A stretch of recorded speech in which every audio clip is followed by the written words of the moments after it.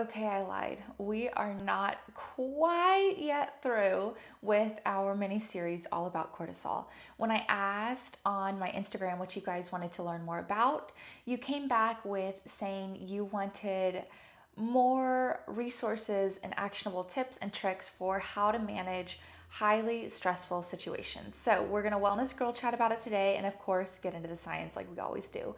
Welcome back to Wellness Fixes the Pod. I'm your host, Dr. Kelsey Vick, a board certified orthopedic doctor of physical therapy, a pelvic floor physical therapist, and the owner and founder of the Ella Wellness Sisterhood. And we've been covering cortisol for the last 2 weeks. And I said last week that I think this was the last episode as part of the mini series, but this one definitely relates to having higher cortisol levels and just how we can better balance those higher cortisol levels. So we'll Wellness Girl chat about it today. But before we get into it, a reminder that I am working behind the scenes on creating and building a menstrual cycle program, and I want to make it the best and most valuable for you guys and for honestly all of us, just so we can actually understand our female body, our female physiology, and work out in the best way possible for that. So I'm going to leave a form if you would be willing to fill it out for me. That would be so helpful.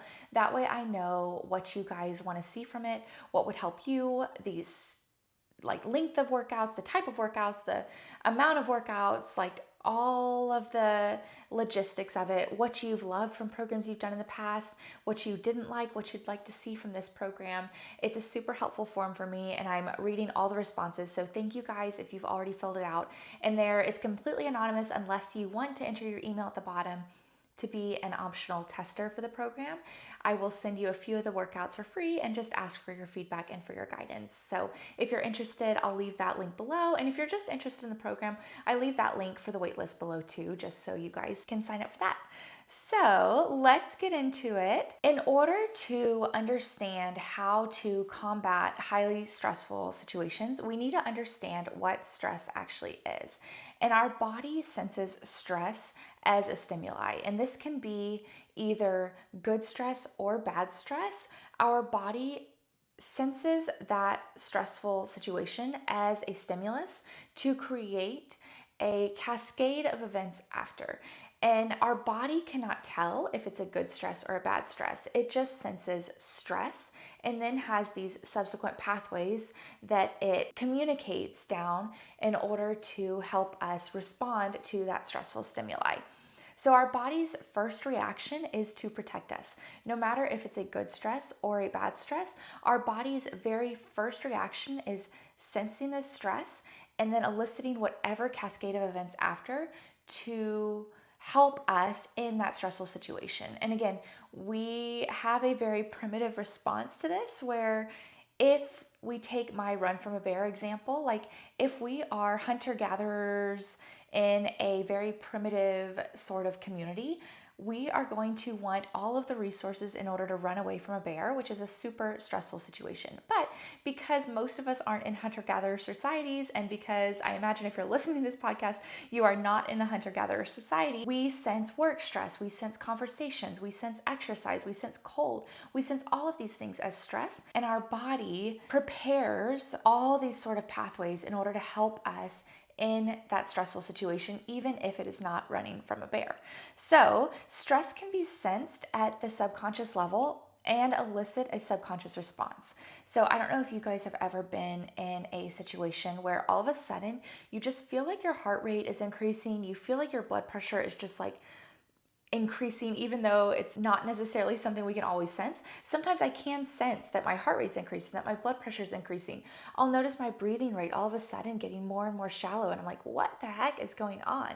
And that is my body sensing stress at a subconscious level and eliciting these processes at a subconscious level without my conscious control. And again, it can be a good stress or a bad stress. It can be exercise. And if that's the case, then I know what stress I'm putting my body under, but it could also be just preparing for a tough conversation where if we're thinking about it in our heads and then we're moving on to another task and all of a sudden we realize that our heart rate is increased, our blood pressure is increased, our breathing rate's increased, all of these things have increased, then we start to be like, why is that happening? Well, it's possibly because we were just thinking about that tough conversation that we need to have a few moments before. But because stress can be sensed subconsciously and those responses can be elicited subconsciously, we might not be aware that that is what our body is going through. When we sense stress, again, think running from a bear, our heart rate increases, our blood pressure increases, we have various hormonal releases. Again, think cortisol. And if you want to dive more into that science, refer back to episode 31, where we dive way more into that release.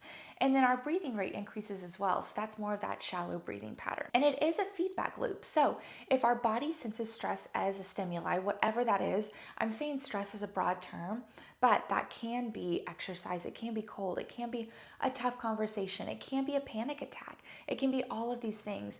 But if our body senses that stress, it is going to elicit these same responses over and over and over again. So if we have a sort of panic attack or something related to a conversation that we might have had, if we don't stop that panic attack in its tracks, our body's going to keep sensing that stress. Same with exercise, right? The more we exercise, the more our body senses that as stress. And so the shallower our breathing gets, the more increase in our heart rate up until a point. In general, our body senses that stress subconsciously, and if it keeps sensing that stress, it's going to keep eliciting those responses in relation to that stress, so to help us fight back that stress. It's about bringing that stress and the reason for that stress to our consciousness and stopping these subconscious pathways in their tracks, especially if it's a stress that's a bad stress that we don't necessarily want. And again, remember that our stress is primitive, right? Like, us sensing stress reverts back to our primate nature of things, where we're running from a bear, hunter-gatherer society. Like, we need that in these life and death situations. But now we have better language to put to those stressful circumstances and those stressful situations to help us bring to our consciousness what is causing that stressful stimuli to keep going and going and going,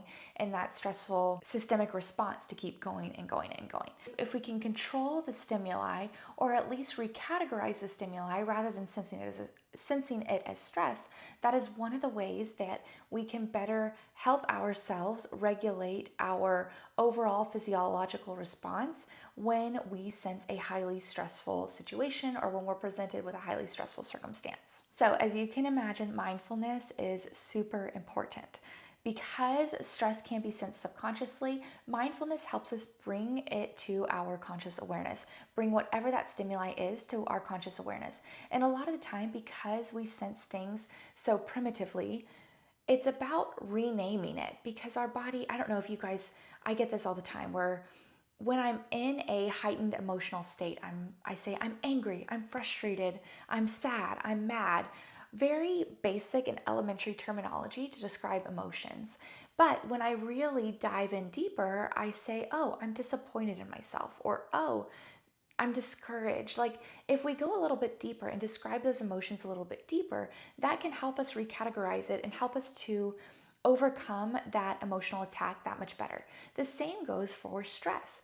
If we're sensing stress from, let's say, an exciting presentation that we have, or an exciting event that we have coming up, which I am definitely in that situation right now, where I can already feel that my body, I have an exciting event coming up tomorrow when I'm filming this, but I can already sense that my body is prepping for that event in excitement, but it's sensing it as stress. And if I can rename that stress, especially when it is a good stress because it's something I really care about, if I can reframe that word and not just sense it as stress, that can help my mind and my brain recategorize it so that it's not sending off all of these cascading events for increasing heart rate, blood pressure, breathing rate, all of these things for a stressful circumstance, when I am excited about it and I can help control my overall physiology by reminding myself that this is stress, but this is good stress because it's excitement and it's something that I care about. So reframing even a bad stress, right? So think of a final exam. If you're stressed about that final exam, and I sense it as a bad stress. I guess it can be a good or bad stress. It doesn't have to be a bad stress, but if we can reframe our mind to be, okay, I am stressed about this final exam, but it's because I really care about this class. I've really worked hard, Or, hey, I haven't tried very hard in this class, which is also why I'm sensing stress for this final exam. Maybe next year I'll remember how I feel during this circumstance and I'll prepare better for the class, whatever it is. So you can start to sort of reframe it and recalibrate your mind around the word that you use to describe that situation. That way it's not always sensed as stress. Mindfulness just plays a huge role in general because it allows us to stop that subconscious spiraling in its tracks, put a word to it so that we can recategorize it, recalibrate our brains, and recalibrate our responses around that circumstance. With mindfulness comes journaling, and I know I say this all the time, and this is more of a long-term way to manage it, where I know if you're sensing that stressful situation, you are going to want ways to decrease your body's overall fight or flight response to that circumstance. And the next two that we'll get to will definitely do that. But this one is definitely one that I want you guys to mark down as a way to figure out and understand what was causing that stressful stimuli to spiral in the first place. So whenever you experience a stressful attack, especially a highly stressful situation or circumstance, always come back to it, journal about it, which can only help you reframe it for the next time that your body experiences something similar to that. So I think about this as, again, practical exams in PT school. We did a lot of in-person performance-based exams. And I'm sensing this stress going into the exam, but it's not necessarily the time for me to really dive in and journal about it, right? This is more of a long-term way to help your body manage stress over the long haul versus just in this immediate situation, which again, I have 2 super applicable tips and tricks coming up that can help you in that immediate circumstance. But journaling, I don't want us to discount that because I do think that can help us long term better manage these highly stressful situations and highly stressful circumstances. Along the same lines of that, setting an alarm if you don't have time to journal, set an alarm 15 minutes after you expect that stressful circumstance or that stressful event to happen. For me, again, I'm thinking practical exams, but setting the alarm after that so that you can really come back, feel those feelings, check in with yourself, and not just like push them under the rug for the next time. Really take some time in order to sense what you're feeling. Sense that feeling, like feel it really deeply, feel it internally. That way you're not really pushing that feeling down. You're just able to sort of acknowledge it, give it the time and the space that it needs so that your body can feel that feeling and then move on from there. And whether that's just an alarm that you set and just more of a mindfulness exercise, or if that's a full-on journaling sesh, whatever works. I think those are my best sort of like long-term strategies to help mentally think through and reset and recalibrate for a highly stressful circumstance and situation. So as far as the super actionable, quick, do right there in that stressful situation and have an immediate stress reduction, we'll get to those 2 next. But before we do, of course, I want to describe some science behind respiration, which is a huge way for us to control how our body physiologically responds to stress, and also how to bring stress into our conscious awareness in order to put it under our control rather than that subconscious control. So I mentioned earlier that breathing rate increases, heart rate increases, all of the blood pressure, all of our processes like hormonal release for those stress hormones, all of that increases in a stressful circumstance, and it exists on this feedback loop. So if we're not bringing it to our conscious awareness and we're letting that stressful situation continue, our body is going to respond to that same stressful stimuli over and over and over again. And so respiration is a way where we can behaviorally control how our body senses that feedback loop, because if we are coming in from the conscious awareness of respiration, we can help stop those subconscious processes in its tracks and help sort of control how our body anticipates that stressful stimuli and responds to a decrease in the physiological responses that come after a stressful stimuli. So respiration is under our control, and that is our superpower when it comes to highly stressful circumstances. So in general, again, we'll cover sort of an umbrella perspective, but I want you guys to picture the thoracic cavity. So From basically the start of your rib cage to the bottom of your rib cage, you have your heart in there, you have your lungs in there, and then you also have your diaphragm. As we inhale, that diaphragm descends, increasing the amount of space in the thoracic cavity, which causes our lungs to expand to increase the amount of air in our lungs. It also causes a slight enlargement in our hearts, which subsequently slows down the rate of blood flow within our heart. And our brain senses that decrease as a way to need to increase our heart rate because our relative blood pressure within the heart has decreased. And in order to maintain that output, we need to increase heart rate. So inhales increase heart rate based on this physiology and this pressure management that happens when we inhale. When we exhale, the diaphragm comes back up. So it domes back up into the thoracic cavity. Our lungs decrease in size again because of that exhale. Our heart also decreases in size relatively, which speeds up the amount of blood flow and blood pressure through the heart, which subsequently cues the brain to decrease our heart rate. And so exhales help to decrease our heart rate. And both of these feedback loops, the inhale increasing our heart rate and the exhale decreasing our heart rate, helps us navigate that stress response.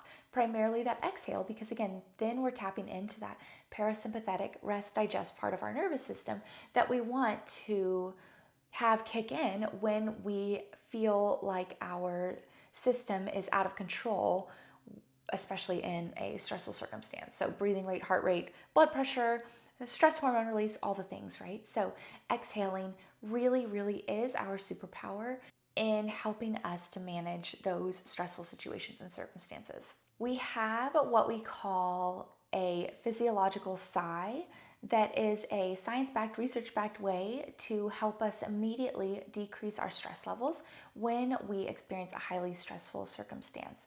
And this physiological sigh, it sounds like really cool, and I really do think it is a superpower. Breathwork in general is our superpower, especially in a stressful circumstance, but this physiological sigh, we can really use it to our advantage. And our bodies actually use it to its advantage every day. We have a physiological sigh every so often because the way that our body is structured and utilizes oxygen and carbon dioxide within our lungs, we have a little bit of a reservoir that doesn't get completely emptied. So every so often, we empty it a little bit further by doing this physiological sigh. And so utilizing this physiological sigh under our control can help us automatically decrease how our body is sensing that stressful circumstance or that stressful situation that is perpetuating the stress physiological response after that. So, what is a physiological sigh? It is a deep inhale followed by a sharp inhale and a full exhale, preferably through the nose, but it is a way for us to expand those alveoli and then really cleanse them of all of the carbon dioxide that builds up within that reservoir. And that can in turn help us lower the amount of stress that we're sensing from a stressful stimuli. You might also hear your dog do it because I know my dog does it, but you can also hear babies do it. Like, we all do it, but we can also do it voluntarily in order to help combat and navigate a stressful circumstance and immediately reduce our sensation and perception of stress. So in order to perform a physiological sigh, again, it's a double inhale, the first one a little larger than the second one, and then followed by a complete exhale. And ideally, you can do this once and you'll automatically have a lower reduction in your stress levels, but usually a little bit of a circuit of it, let's say like 2 to 3 times in the moment, can really, really help. So this is one of those immediate ways that we can have stress reduction in those highly stressful circumstances. I'll kind of describe it here over audio, and again, I have this on YouTube too if you guys want to see it, but it's a deep inhale through the nose followed by a short inhale and then a full exhale. So it'll go something like this.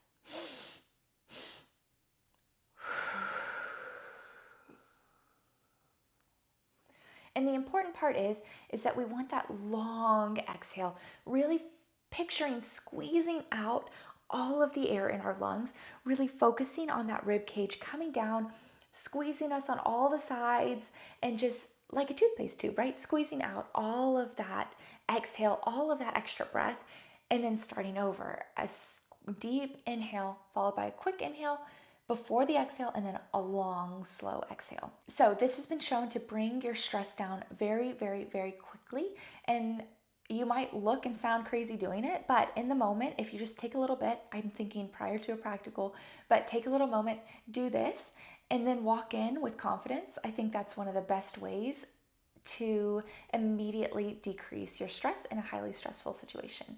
Which brings me to my next point about just our bodies in general and how we sense stress. As a physical therapist, I feel like we ride the edge of Eastern and Western. Like we learn all of the Western trends in medicine, protocols in medicine, diagnoses, but I am also of the belief that there are other factors and other energies and other ways that we can approach certain things within our bodies, certain diagnoses, with breath work, with acupuncture, with mindfulness and meditation, and the foods that we eat, and all of these things, rather than just from the super medical side of things. So I feel like it's nice because my education allows me to ride on the edge of both of those. So this next one is more along, I'd say, the lines of Eastern medicine and just energy flow in general. And that is how we can position our bodies in order to reduce stress immediately. And I don't know if you guys have heard of like the power pose, right? That's supposed to raise our testosterone, where you stand in front of the mirror as wide as you can, as tall as you can, as powerful as you can, especially before an interview or a speech that you're going to have to give, and really just making yourself as large as possible can help improve your confidence and boost your testosterone. It's something similar to that. And I think about the difference in sitting positions with guys versus girls. I don't know if you guys have ever seen men sitting in a chair compared to women, or if you guys have ever like even paid attention, or that it's even been brought to your attention. But next time you're like on the subway, on a train, like in class, whatever, see how a man sits versus how a woman sits. I find it interesting that my husband, and again, I've seen this in a lot of men, my dad too, where they take up as much of the chair as they can, where they are like legs wide, their knees are out, they're like leaning back, shoulders broad. They are just taking up so much space in that chair. And for me, I'm always cross-legged, my shoulders are always in, I'm always trying to take up as little space as possible. And I've seen that consistently with women. And I think to the general discrepancy in confidence between men and women, like again, super general, but men typically have more confidence when it comes to certain scenarios compared to women. And so I think about this when it comes to our body positions, where if you walk into a room, walk into testing situations, walk into a stressful situation, and you're trying to take up as little space as possible, where you don't feel like the space that you're taking up is worth it, how is that going to give you any more confidence in that stressful situation? Where if you walk in there, head held high, supermodel walk, just like the VS fashion show, right? Like if you walk in with all the confidence in the world, if your chest is open, if your chin is high, how much more confident will you feel in that stressful circumstance? And how much more will the actions of how you are presenting your body and presenting yourself feed into the confidence you feel and the relative decrease in stress that you'll feel when actually going into that situation or into that stressful circumstance? So I think doing some of these, like, I need to create sort of a stress flow, right? Because I really do feel like when we are stressed, when we're really in our head about things, a lot of the time we just cave in. We feel like we need to make ourselves smaller. When if we can reverse that with our behavior, again, with opening up through our chest, opening up through our chin and our neck, and really elongating and having the confidence to stand tall and to take up space, I think that's a way to really help us in the moment decrease the stress that we feel surrounding a certain circumstance. And I do need to create like a stress flow. That way, if you are feeling like in your head about something, for example, this event that I have coming up, again, I can sense myself feeling stress and just excitement for it, but it might help if I put my body in certain positions in order to open up certain areas, allow my breathing to sort of also flow with me and with those movements in order to help decrease that stress overall. And again, that's more of a long-term strategy too, doing one of those stress flows after or before a certain event or circumstance that you might feel stressed about. But in the moment, I think head held high, chin high, neck elongated, like chest open, just really walking with confidence and having your own sort of supermodel walk and supermodel confidence when you go into a stressful situation can only help to decrease some of the stress that your body is sensing even subconsciously. So top tips, again, just to really like round it out, is mindfulness, bringing that actual sensation that you're feeling to conscious awareness, taking it out of the subconscious, taking it out of our primitive sort of go-to of like stress, stress, stress, and really labeling it, putting a name to it, journaling about it, mindfulness. Again, these are most often later after the event. That way you can give your body time to sense that emotion, really think about it, put a label to it, recategorize it, recalibrate it, so that when you're in that same circumstance the next time, your body can better go to, hey, I might be feeling stress, but it's not actually stress, it's excitement. The second one is breath work and controlling your respiration in order to control the subsequent cascade of stressful physiological responses after we sense a stressful stimuli. And then the last one is body confidence, right? Like putting your body in different positions, whether that's through a stressful flow or just lifting your chin up a little higher, opening through your chest a little bit more so that you're that much more open and that much more able to sense confidence in order to decrease your stress levels. So I hope you guys, again, I feel like most of these people I've heard about before, but hopefully diving into the science behind it can help remind you why it really is important. And as cheesy as it sounds, like journal, be more mindful, breathe and do some breath work and yoga flow, like open, confidence pose, whatever. There is science behind it. There is a reason why it works. Oh, the physiological side too. That specifically has been researched. So if you want the science, go to the physiological side because that is a surefire way to be able to immediately lower that perception of stress in the short term, right before you're about to have to go to whatever event or conversation or situation that's going to stress you out. And you better believe that I will be doing that before my event tomorrow, because again, as exciting as it is, and as excited as I am, I know that my heart rate will increase, my blood pressure will increase, because I do want to present myself and present information and education to people in the best way. Again, I hope you guys enjoyed this episode. If you did, I'd love if you could like, comment, subscribe. Reviews would really help. That way I can share it and it can be shared and the education can be shared with as many people as possible. Thank you guys for following along. Thank you guys for listening. I haven't said it in a while, but truly, like, each new listener, subscriber, follower, whatever, means the world to me, because education, I love educating, especially education around the female body. So if you have anything you want to learn about, if you want to dive in more, if you want to hear a physical therapist perspective on, again, please message me, whatever, comment. That way I can put it in my notes as something that you guys want to see and want to learn about.